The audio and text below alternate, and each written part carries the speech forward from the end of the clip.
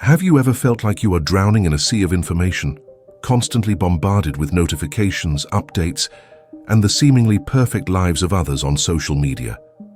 It's like you're running on a treadmill, faster and faster, but never actually getting anywhere. You're not alone. Many people feel this way, and it's a growing concern in our modern world.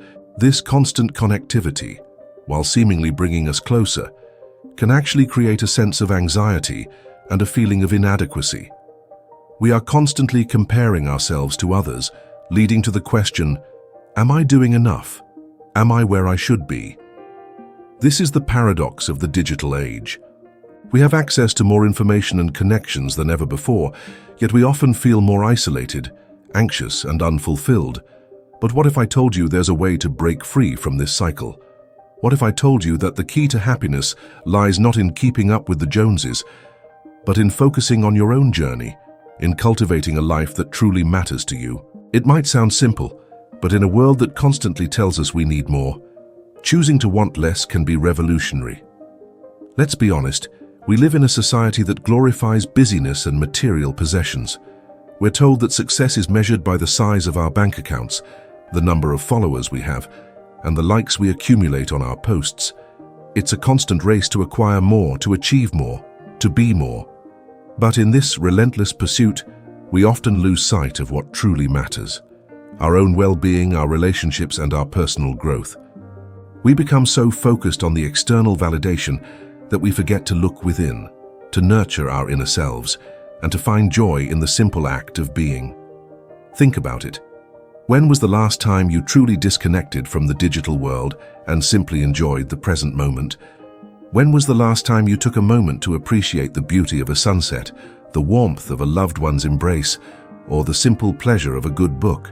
These are the moments that truly nourish our souls, yet they are often overshadowed by the constant buzz of our digital lives. The truth is, happiness isn't found in the virtual world, it's found in the real world, in the tangible experiences that make up our lives. It's about finding joy in the everyday moments, in the connections we have with ourselves and with others. Now, I want you to consider this. Imagine your life as a garden. You are the gardener, responsible for cultivating the flowers, the fruits, and the vegetables that grow within it. What kind of garden do you want to create? A garden overflowing with exotic plants that require constant attention and care? Or a simple, peaceful garden filled with your favorite blooms, the ones that bring you the most joy? In the same way, you can choose to cultivate a life that is filled with meaning and purpose, a life that is aligned with your values and your deepest desires. This requires conscious effort. It means carefully selecting what you allow into your life, just like a gardener carefully chooses which seeds to plant. It means weeding out the distractions, the comparisons, and the negative thoughts that prevent you from flourishing. Let's talk about comparison, the thief of joy, as Theodore Roosevelt once wisely said. In the age of social media, it's easy to fall into the trap of comparing our lives to the carefully curated highlight reels of others. We see their perfect vacations, their seemingly flawless relationships, and their impressive accomplishments, and we start to question our own lives. But here's a crucial point to remember. Social media often presents a distorted reality. People tend to share only the best parts of their lives, the moments that make them look good.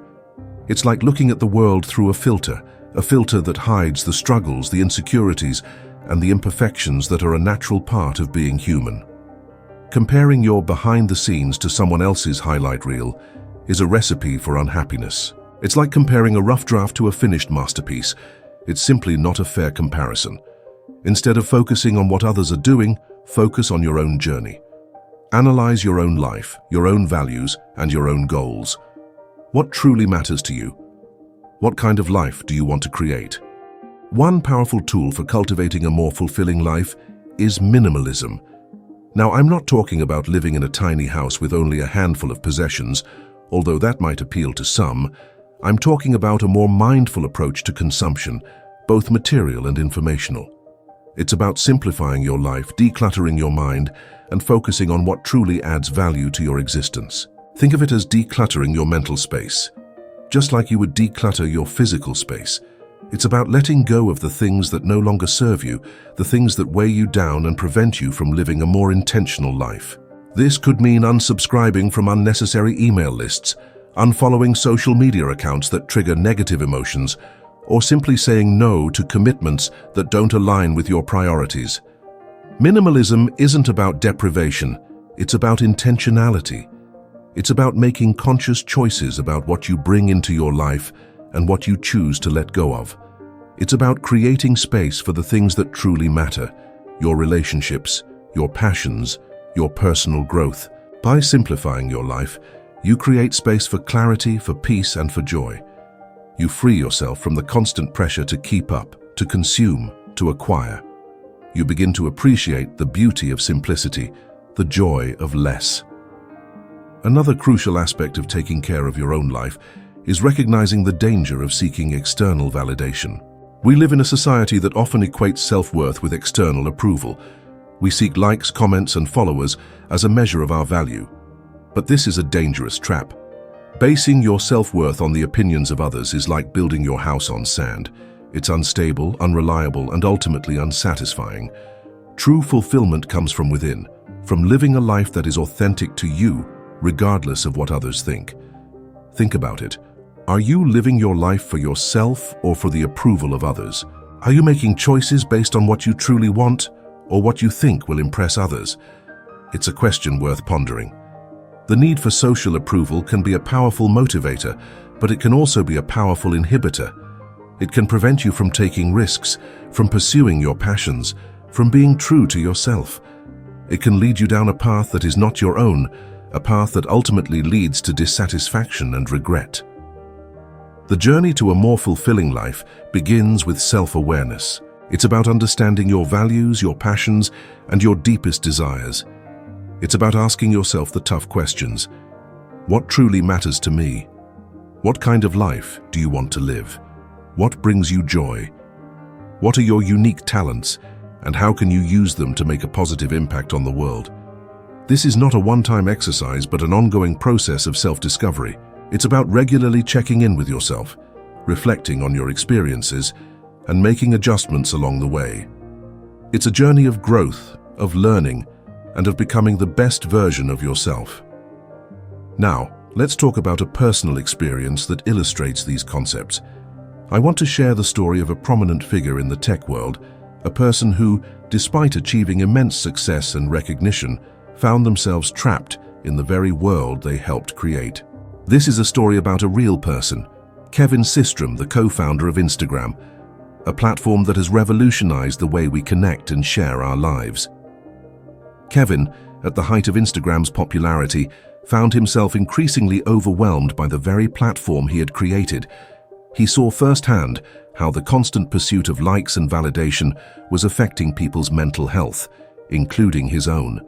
He realized that the platform, while designed to connect people, was also contributing to a culture of comparison and anxiety. The pressure to present a perfect image, to curate a flawless online persona, was taking a toll. He saw people, including himself, spending hours crafting the perfect post, agonizing over the right filter, and anxiously awaiting the validation of likes and comments. This realization led Kevin to make a significant decision. He stepped away from the very empire he had built. He chose to prioritize his own well-being over the demands of the digital world. He embarked on a journey of self-discovery, focusing on his personal life, his relationships, and his inner peace. He embraced a more minimalist lifestyle, simplifying his life and focusing on what truly mattered to him.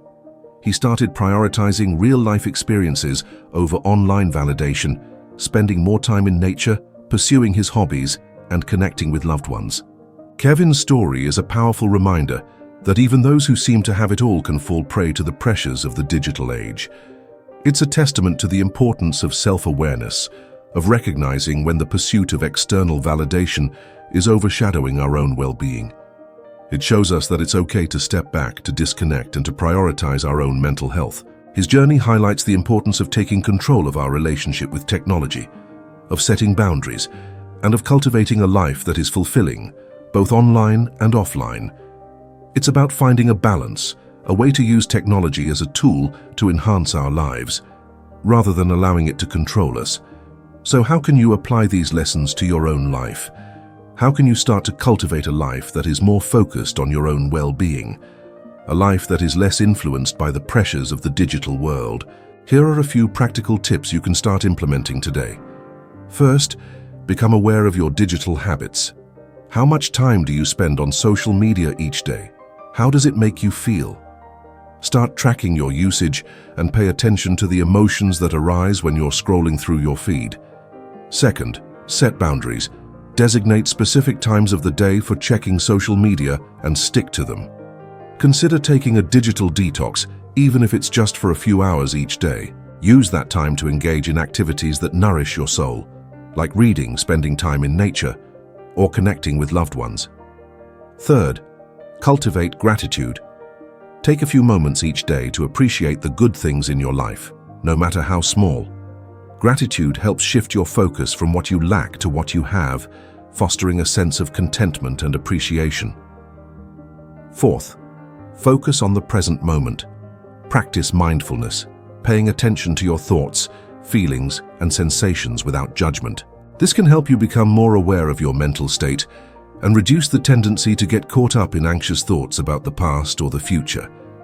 Fifth, prioritize your home comfort. Your home should be your sanctuary, a place where you can relax, recharge, and be yourself. Create a space that is comfortable, inviting, and reflects your personality. Fill it with things that bring you joy, things that make you feel good. Sixth, and perhaps most importantly, practice self-compassion. Be kind to yourself, especially when you make mistakes. Treat yourself with the same understanding and empathy that you would offer a close friend. Remember that you are a work in progress, and that's okay. These are just a few starting points. The journey to a more fulfilling life is a personal one, and it will look different for everyone.